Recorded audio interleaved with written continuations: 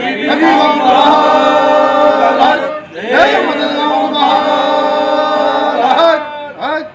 मखदूम शाह महमूद हुसैन कुरैशी के साईं मखदूम शाह महमूद हुसैन कुरैशी के मखदूम शाह महमूद हुसैन कुरैशी जिंदाबाद मखदूम शाह महमूद हुसैन कुरैशी जिंदाबाद गौसिया जमात जिंदाबाद गौसिया जमात।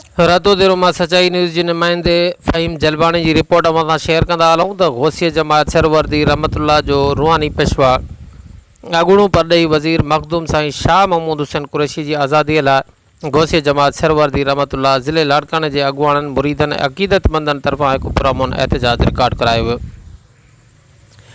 ज़िले लाड़काने जे सदर हुसामुद्दीन भुट्टो, ख़लीफ़े ॾाॾो मज़हरुद्दीन मंगी, अब्दुल वाहिद भुट्टो, ज़मीर हुसैन भुट्टो, शाह महमूद भुट्टो, मुर्तज़ा जरवार, ॾाॾो सलाहुद्दीन मंगी, लियाकत जरवार, साजिद जरवार, इमामुद्दीन जुड़ेजो, आबिद नारेजो, मंज़ूर जरवार, मुनीर जरवार, इमामुद्दीन जेहो, अख़्तियार जरवार, करीम बख़्श जेहो, मुमताज़ अली अबड़े जी अॻुवाणी में पुरअमन एहतजाज कयो वियो।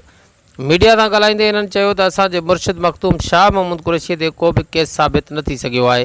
हिन जो दामन साफ़ आहे। हू असां गौसिया जमात जो रूहानी मुर्शिद आहे। असां साईं जी गिरफ़्तारी जी भरपूर लफ़्ज़नि में मुज़म्मत करियूं था ऐं पुरअमन एहतजाज करण जो हक़ रखूं था ऐं हुकूमत पाकिस्तान खां मुतालबो था करियूं त असांजे बेगुनाह मुर्शिद रहबर साईं मखदूम शाह महमूद हुसैन कुरैशीअ खे फिलफौर आज़ादु कयो वञे। ॿी सूरत में भरपूर पुरअमन एहतजाज जो दाइरो वधायो वेंदो।